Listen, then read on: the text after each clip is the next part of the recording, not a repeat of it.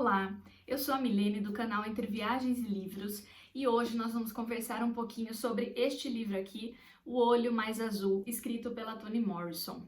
Eu escolhi esse livro porque ontem foi o dia 20 de novembro, Dia da Consciência Negra, e eu acredito sim que esse tema precisa ser amplamente discutido na sociedade brasileira. Esse livro aqui, gente, é imprescindível, é uma leitura extremamente necessária. É daqueles livros que todo mundo precisa ler em algum momento ao longo da vida e eu recomendo que você faça isso quanto antes. Se possível, já comece em breve essa leitura, você vai ver que é um daqueles livros que são formadores de caráter, vamos dizer assim, né? Ele propicia muita reflexão sobre esse tema. E ao mesmo tempo ele é um livro extremamente difícil de ser digerido, é aquele livro que você passa mal durante a leitura, que você sente o peso dele, porque os temas abordados aqui são muito fortes. Então esse livro vai falar sobre racismo, sobre violência, violência familiar, sobre abuso, sobre famílias disfuncionais, sobre pobreza, mas esse livro trata principalmente, na minha opinião, sobre opressão. Ele mostra uma criança que foi oprimida de todas as maneiras possíveis até ser aniquilada, eu diria. O que acontece com essa personagem é um aniquilamento, assim. Não sobra nada dela ao final, né? Então vocês vão perceber isso durante a leitura. O que acontece é o seguinte, esse livro conta pra gente a história da Piccola Bradlove, que é uma criança, uma menina que mora nos Estados Unidos no ano de 1940, ou seja, uma época extremamente violenta em relação a conflitos raciais, uma época em que o preconceito e o racismo eram muito fortes, né? Principalmente na região sul ali dos Estados Unidos. Então, esse livro ele já passa num período assim muito turbulento, inclusive que o país tinha acabado de sair da Grande Depressão e ainda sofria os efeitos, né, desse período de crise econômica. E aí aqui nós vemos então a família da Piccola e toda a história dessa menina. Quem narra esse livro pra gente é uma outra criança chamada Cláudia. A Cláudia era amiga da Piccola. E isso já mostra uma característica principal aqui. A Piccola, por si só, ela não tem voz, ela não fala, nós não vemos diálogos dessa personagem. Ela é uma personagem principal, mas a gente só fica sabendo do que acontece com ela através da narrativa de uma outra pessoa, através das análises que essa outra pessoa faz e apresenta pra gente. Porque a Piccola mesmo só vai protagonizar um diálogo no final do livro, no último capítulo do livro. E o que acontece então com essa nossa personagem principal? Nós poderíamos dizer que a Piccola ela passa aí por três instâncias de opressão, vamos dizer assim. Ela é criança, portanto excluída do mundo dos adultos, ela é negra e ela é pobre. Aliás, eu acrescentaria mais uma instância, ela é mulher, né? É uma menina. Então são aí 4 instâncias de opressão que pairam sobre essa menina. E o que acontece? A Piccola ela é extremamente maltratada na escola, pelos seus amigos ali, crianças que moram na vizinhança, crianças do bairro, pela própria família. O pai não tem nenhum sentimento de amor por ela. A mãe também, ela joga a culpa de tudo que acontece na Piccola, né? Culpabiliza a menina por tudo. Então, nem seus pais gostam dela. E além de tudo, ela é vista como a mais feia. A Cláudia, né, que é a narradora, coloca isso pra gente. Então ela apresenta assim, por que ela era tão feia? Por que todo mundo via a Piccola como tão feia? Até os seus próprios pais pensavam isso. E aí, gente, eu gostaria de conversar aqui sobre uma teoria importante, que é a teoria do colorismo.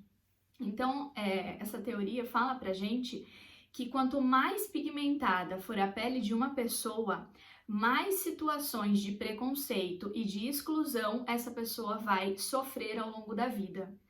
E eu acho que esse livro mostra isso de uma forma brilhante, porque aqui a gente vê que a Piccola, por exemplo, ela tinha sim uma pele mais pigmentada do que as suas amigas que também eram negras, mas que tinham a pele um pouco mais clara. E a gente percebe como esse fator faz com que ela seja sempre a vítima de todos os abusos, de toda a opressão e que ela seja sempre considerada como muito feia, como a mais feia entre todas as crianças ali. Aqui no livro, né, eles dizem que ela era a mais retinta, ou seja, ela tinha a pele mais escura, a pele mais negra, e isso foi o que causou toda essa violência que lhe foi imposta durante o período da narrativa aqui do livro. Tem algumas outras situações aqui no livro que também mostram pra gente de uma maneira muito clara essa teoria do colorismo. Então tem um outro personagem aqui, um menino, que ele também é negro, porém ele humilha a Piccola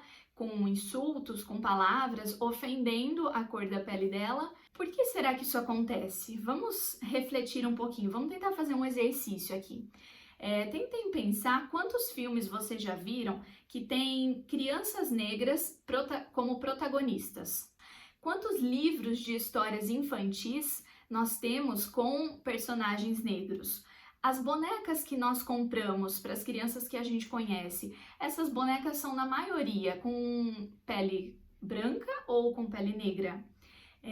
Como é o cabelo dessas bonecas e o olho dessas bonecas? Qual é o estereótipo da maioria dos brinquedos infantis? Quando nós fazemos essa análise, a gente começa a refletir um pouquinho sobre toda a construção social que acontece a respeito de um padrão, né? Um padrão de beleza, que começa a ser implantado, eu diria, desde a mais tenra idade. Então, desde que alguém é muito novo, essa pessoa já começa a se dar conta de que existe um padrão de beleza e refletir se essa pessoa se encaixa ou não dentro desse padrão.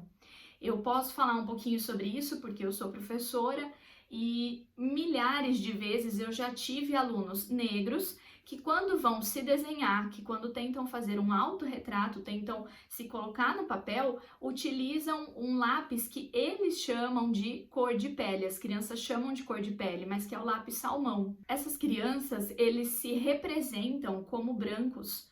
Eles não conseguem representar, colocar no papel uma cor que se assemelha à cor da sua pele. Isso é muito forte, gente. Isso é muito perigoso. Por quê?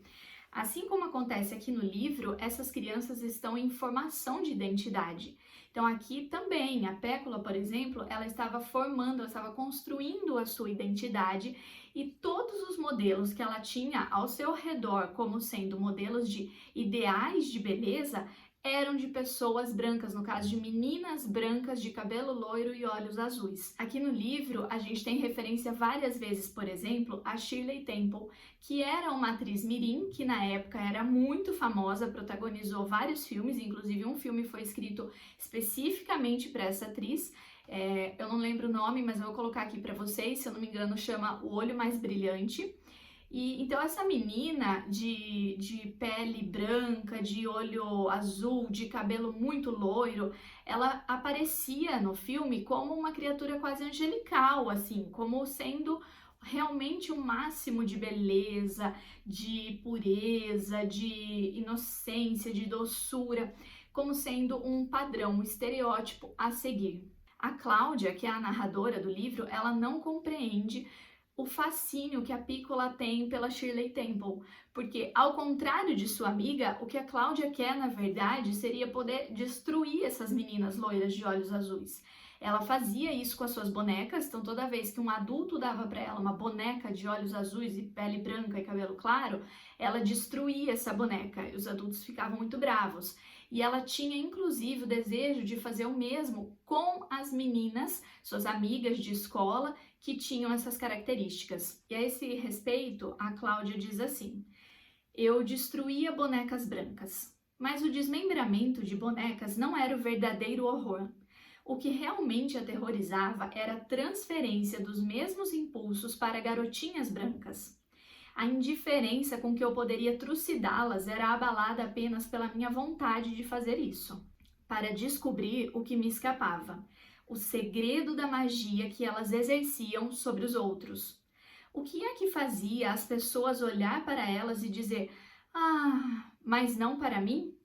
O olhar de mulheres negras ao se aproximarem delas na rua e a meiguice possessiva com que as tocavam quando lidavam com elas. Então essa é a explicação da Cláudia sobre por que ela gostava de destruir as bonecas e por que ela tinha vontade de destruir, inclusive, as meninas brancas que ela conhecia. Então, compreender por que as pessoas negras e as pessoas em geral tratavam essas meninas tão bem, mas não a tratavam bem. Quando encontravam com a Cláudia, elas não tinham a mesma expressão de alegria do que ao encontrar uma menina de olhos azuis, por exemplo. O que a gente percebe aqui também é a leitura de si próprio a partir do olhar do outro. Porque no início do livro, a Cláudia e sua irmã, elas não se achavam feias, elas se achavam bonitas. Elas só começam a se achar feias quando elas percebem que todas as outras pessoas validam uma determinada aparência e rechaçam a aparência que elas têm. Quando elas percebem que as pessoas que se parecem com elas não têm valor. Então, é só a partir desse olhar do outro é que elas começam a se enxergar como feias. E aí tem uma parte muito forte sobre isso aqui que eu preciso ler para vocês. Então é o seguinte, o trecho de que eu estou falando é o momento em que a Piccola vai até uma loja para comprar alguns doces e o comerciante simplesmente a ignora, não olha para ela, né? E aí aqui o livro diz o seguinte: ele sente que não precisa desperdiçar o esforço de um olhar, não a vê porque para ele não há nada a ver. Como é que um comerciante branco, imigrante, de 52 anos, com gosto de batatas e cerveja na boca, a mente adestrada na Virgem Maria, de olhos meigos, a sensibilidade embotada por uma permanente consciência de perda, pode ver uma menina negra? Nada em sua vida nunca sequer sugeriu que a proeza fosse possível, que dirá desejável ou necessária. Ela ergue os olhos para ele e enxerga o vácuo onde deveria haver curiosidade. E algo mais, a total ausência de reconhecimento humano. A vitrificada separação. Não sabe o que mantém o olhar dele suspenso. Talvez o fato de ser adulto ou homem e ela uma menina. Mas ela já viu interesse, nojo, até raiva em olhos de homens adultos. Ainda assim, esse vácuo não é novidade para ela. E aí depois, seguindo um pouquinho mais adiante, né, nós temos assim: deve ser por ela a aversão pela sua negritude. Tudo nela é fluidez e expectativa, mas a sua negritude é estática e medonha. E é a negritude que explica, que cria o vácuo afiado pela aversão em olhos de brancos. Gente, esse trecho é uma das partes assim mais fortes desse livro e, nossa, eu até de ler assim eu já fico... Porque vocês conseguem imaginar? É uma criança e em todos os lugares onde ela vai, ela é tratada como ninguém. Como diz aqui, o outro, né, não enxerga, sequer vê a Piccola. Aqui nós vemos a total ausência de reconhecimento humano. É como se ela não fosse uma pessoa, se ela não fosse digna sequer de um olhar. Então é muito forte. E aí imagine você como criança se colocando nessa situação. Imagine passar por isso. E é justamente por todo esse preconceito, por toda essa opressão que a Piccola sofre, que ela reza todas as noites fervorosamente, pedindo para que Deus lhe dê olhos azuis. E aí eu gostaria talvez de tentar traçar um paralelo, porque ela não quer apenas ter olhos azuis, ela quer ter os olhos mais azuis, ela quer ter o olho mais azul que já se viu, que já existiu. E, inclusive, em um dado momento, quando ela pensa que seus olhos são azuis, ela pergunta: mas o meu olho é mais azul do que tal pessoa? O meu olho é o mais azul de todos? E nós poderíamos tentar traçar, então, esse paralelo com a teoria do colorismo, que eu falei há um tempo atrás. Se a gente pensar por essa teoria, que diz que quanto mais pigmentada for a pele de uma pessoa, mais preconceito ela vai sofrer, então se a gente for pegar a Piccola, que era considerada feia por todo mundo que a conhecia, porque ela era retinta, como dito aqui no livro, porque sua pele era muito escura, é normal que ela queira o olho mais azul. Ela quer o oposto daquilo que ela era. Ela busca algo totalmente diferente para poder ser aceita, para poder se validar socialmente. Ela quer amor, gente, ela quer ser amada, ela quer reconhecimento. E nós, seres humanos, nós somos seres sociais. A pergunta que a gente tem que se fazer não é, por exemplo, por que ela não se satisfazia em ser da maneira como ela era. Essa é a pergunta errada. E a Toni Morrison traz isso aqui no pós-fácio desse livro de uma maneira genial.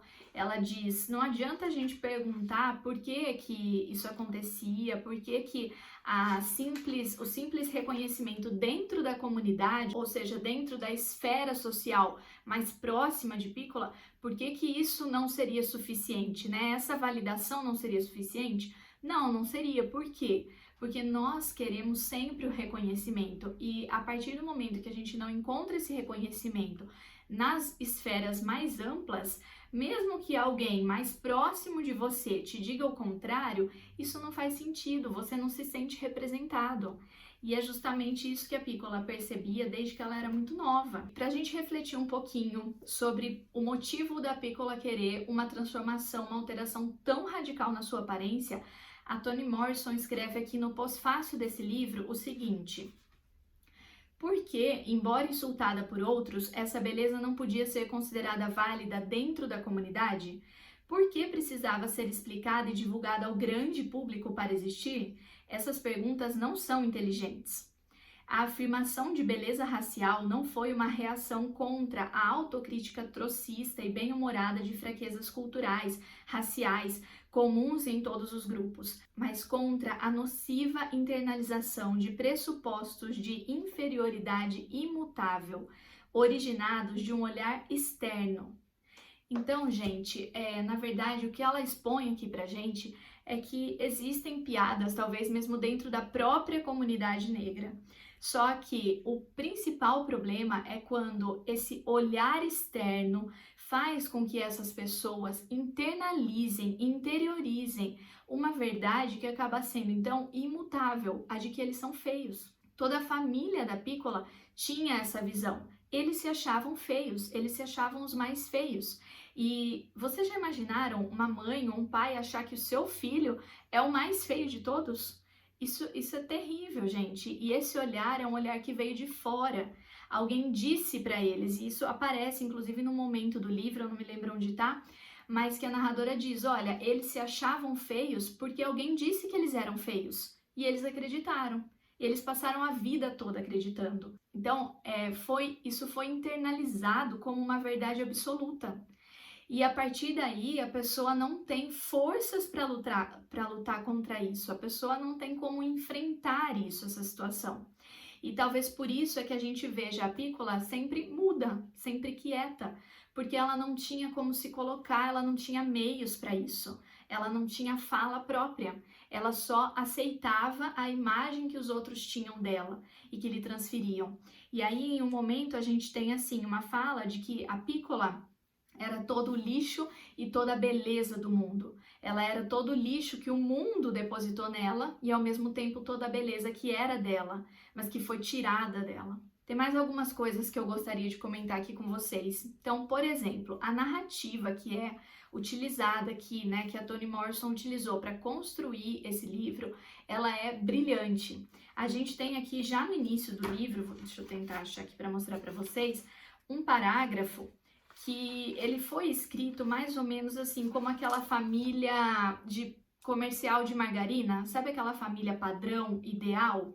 Então a gente tem esse parágrafo escrito aqui no comecinho do livro, e esse parágrafo conta sobre uma menina chamada Jane.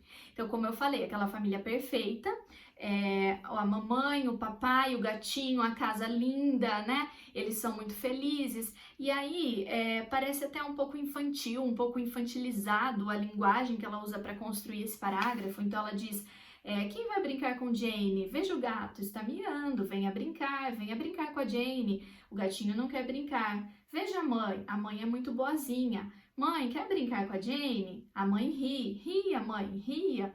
Veja o pai. Então, ela vai narrando sobre as pessoas da família, numa linguagem que parece, a princípio, meio boba, né? Porque você vê ali aquela felicidade daquela família, escrita de uma maneira meio estranha.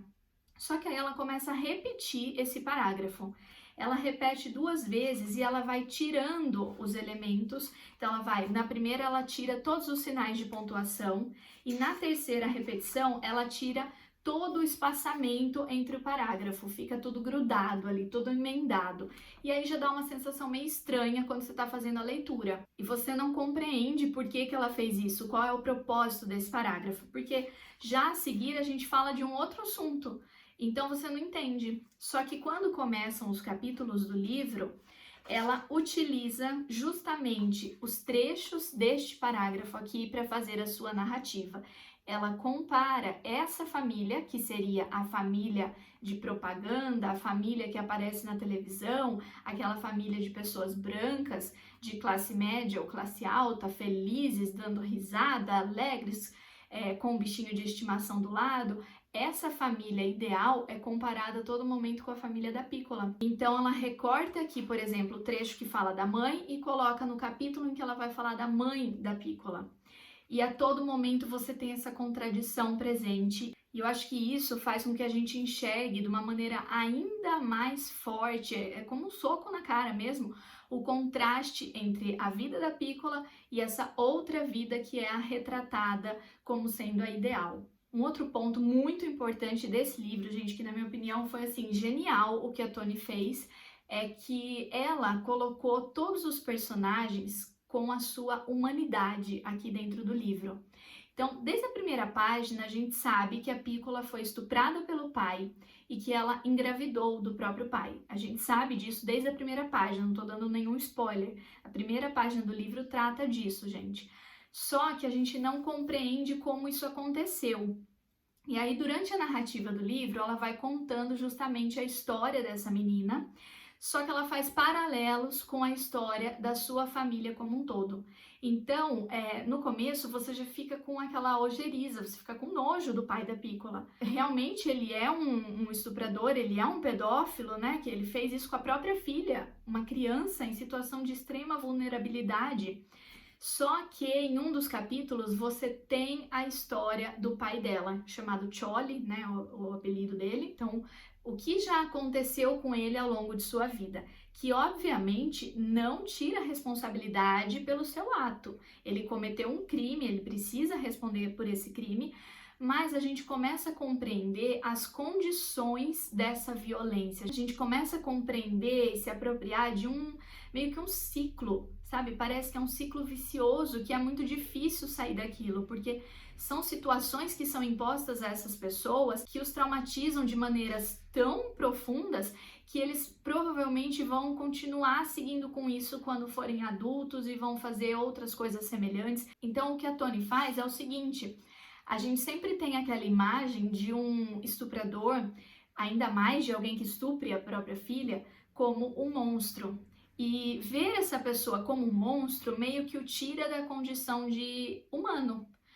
E o que a Toni faz é chamar a gente para a realidade e falar assim, não, peraí, ele é um estuprador, ele é pedófilo, ele cometeu um crime, mas ele é um ser humano e como todo ser humano ele é complexo. E ela apresenta essa complexidade, não como uma maneira de redimir, mas como uma maneira da gente poder compreender essas relações sociais tão complexas e que estão presentes até hoje, gente. Então esse livro, ele foi escrito na década de 70, ele se passa na década de 40, a história é narrada em 1940, mas isso acontece até hoje, isso acontece em todos os países, eu acredito, né? Talvez em alguns países muito menos do que em outros, mas isso acontece com uma grande parte da sociedade.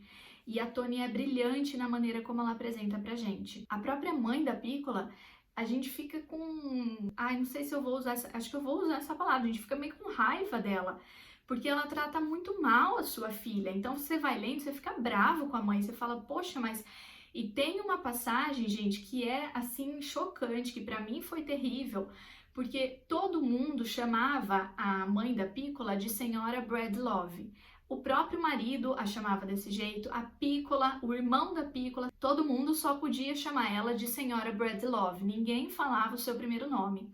Só que um dia a Cláudia e a Piccola, elas vão até a casa onde a senhora Breedlove trabalhava. Ela trabalhava como empregada numa casa de pessoas ricas, de pessoas brancas. E quando elas chegam lá, elas presenciam o seguinte: a senhora Breedlove recebe a filha dos patrões da casa, que é uma menininha loira, uma menininha branca, de olhos claros, e essa menininha é a única pessoa que chama a senhora Bradlove por um nome, nem é o nome dela.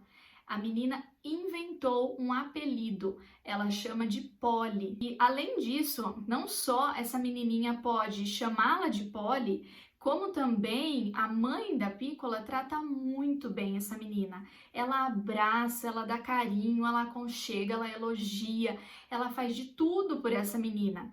Tudo aquilo que ela não faz para a própria filha, ela faz com a filha dos seus patrões. E imaginem para a criança que passou por essa situação ali, no caso a Piccola e a própria Cláudia.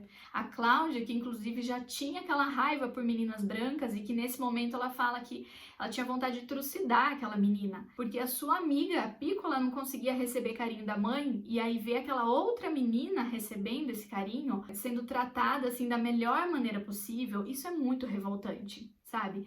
E aí a gente fica com raiva da mãe, a gente fica com esse pensamento de, meu Deus do céu, o que essa mulher tá fazendo?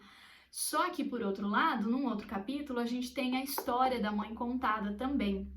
E essa mãe, ela também não se achava feia. Ela morava numa outra cidade, ela, ao contrário, se achava bela, se achava bonita, era feliz, tinha uma vida boa, mas ela casa com o pai da Piccola, o Cioli, e ela muda de cidade. E quando ela muda de cidade, as pessoas que moram ao seu redor, elas sofrem muito a influência desse preconceito que existia na época. Então, todas as suas vizinhas alisavam o cabelo, se vestiam de maneira a tentar parecer com pessoas brancas, a seguir a estética que era um padrão da época. Ela não alisava o seu cabelo, ela não achava o seu cabelo feio até então. Então, isso é um choque para ela. Ela percebe que todas as pessoas ao seu redor estão tirando sarro dela, tirando sarro de sua aparência. E aí a gente vê novamente aquele tema que eu já discuti, é o olhar do outro que pesa sobre ela. É o outro que valida a sua própria aparência. Então, no livro todo, a gente vai ter essa repetição, né, de elementos que nos mostram o poder, a importância que o olhar do outro tem sobre a construção da identidade de pessoas que já estão em situações de vulnerabilidade, pessoas que já estão em situação de violência e de opressão. E nisso a Toni Morrison, assim, é genial. A Toni Morrison, gente, ela é uma autora muito importante nos Estados Unidos. Ela é uma mulher negra, inclusive ela é a primeira e a única negra a ganhar o Nobel de Literatura até hoje. E esse livro, ele foi censurado. Vocês acreditam nisso? Ele, aliás, ainda hoje, ele é censurado em muitas cidades nos Estados Unidos. Tem muitas cidades que não permitem a leitura desse livro em escolas com alunos adolescentes, porque dizem que as cenas de sexo descritas aqui são constrangedoras, não são adequadas à idade. Só que eu pergunto para vocês, será que esse é realmente o ponto que deveria chocar? Será que o livro ele deveria ser proibido porque ele contém uma cena mostrando o estupro que acontece ali com a criança? Que, na minha opinião, o que deveria chocar não é a descrição, a linguagem utilizada, porque é isso que as pessoas colocam como argumento, né? De que é uma linguagem que não é apropriada para adolescentes, de que trata de cenas com conteúdo sexual. Para mim, o que choca não é isso. O que choca é o ato em si, um pai violentando a própria filha. Para mim, o que choca é o tratamento que todas as pessoas da sociedade davam para ela. Esse livro poderia sim ser tema de reflexões e de debates em universidades, em escolas, obviamente com alunos mais velhos, porque ele propicia uma reflexão extremamente necessária. Só que as pessoas continuam olhando para o lado errado, continuam buscando maneiras de criminalizar. E até a Toni Morrison mesmo, ela diz aqui no final, né, que esse livro se parece muito com a Piccola, que foi a vida toda desprezada, mal interpretada, ignorada, e esse livro sofreu exatamente a mesma coisa. Demorou muitos anos para que ele ganhasse, por exemplo, uma publicação aqui no Brasil. Infelizmente, a nossa sociedade tem esses paradoxos, né? Livros mal escritos que não nos acrescentam nada estão sempre no topo dos best-sellers, enquanto que outras obras tão essenciais como essa são muitas vezes censuradas. É triste, né? E para finalizar, Eu vou agora dar uma informação que essa sim é um spoiler, então se você não quiser, você pode pausar o vídeo aqui, fazer a leitura do livro, depois se você quiser, você volta a assistir para ver esse finalzinho, né? Vamos lá então. No final do livro, nós temos, como eu disse, um diálogo extenso da Piccola. E é a primeira vez que a gente vê essa personagem se expondo, falando, contando a sua própria história, né, como protagonista mesmo. Porque nos outros momentos ela é sempre silenciada, ela não tem voz, como eu já disse. E aí, aqui nesse momento, ela fala, ela está num diálogo. No começo, a gente não entende com quem é esse diálogo. Parece, talvez, até que ela está falando com a própria Cláudia, sua amiga, ou com alguma outra criança. Mas conforme a gente vai lendo, a gente percebe que a Piccola está falando com ela própria. Nesse momento, ela acredita fervorosamente que ela tem olhos azuis. E nessa conversa dela com ela mesma, nós começamos a perceber que, na verdade, ela não foi estuprada uma vez só, ela foi estuprada 2 vezes, pelo menos é o que nós temos aqui de relato, que sua própria mãe não acreditou quando ela contou da primeira vez, não acreditou, não fez nada contra o pai, não tentou defendê-la e ainda culpabilizou essa menina pelo que aconteceu com ela, pelo que o próprio pai fez com ela. E além disso, gente, todas as pessoas com que ela convivia também a culpabilizaram. Então as pessoas diziam, mas se ele fez isso é porque alguma coisa ela deve ter feito, acho que ela provocou. A Piccola, ela engravidou do próprio pai e as pessoas deveriam de toda maneira tentar dar um suporte, tentar dar um apoio para essa menina. Mas foi exatamente o contrário, ela passou a ser cada vez mais negligenciada, cada vez mais esquecida. Se antes ninguém olhava para ela porque acreditavam que ela era feia, agora as pessoas olhavam menos ainda, porque além de feia, eles acreditavam que ela era culpada, que ela era uma pessoa assim asquerosa, que eles não queriam nem chegar perto. E assim, gente, quando eu li, realmente eu fiquei muito mal nessa parte, porque é aquela sensação de revolta, aquela sensação de angústia que você tem, sabe? Porque você quer que aconteça alguma coisa, pelo menos de bom para essa menina, mas não acontece. E aí é que vem a genialidade da Toni Morrison mais uma vez, quando nós percebemos que a conversa que a Piccola está protagonizando, esse diálogo com ela mesma, é porque essa foi a única maneira que ela encontrou de ter paz, de ser feliz. A Piccola, ela perdeu a sua lucidez. Então ela encontrou a loucura, vamos chamar assim, né, como uma fuga, uma maneira de fugir daquela realidade em que ela estava inserida, que era tão difícil e tão dolorosa para ela, e essa foi a única maneira que ela encontrou de sentir algum conforto, de se sentir em segurança.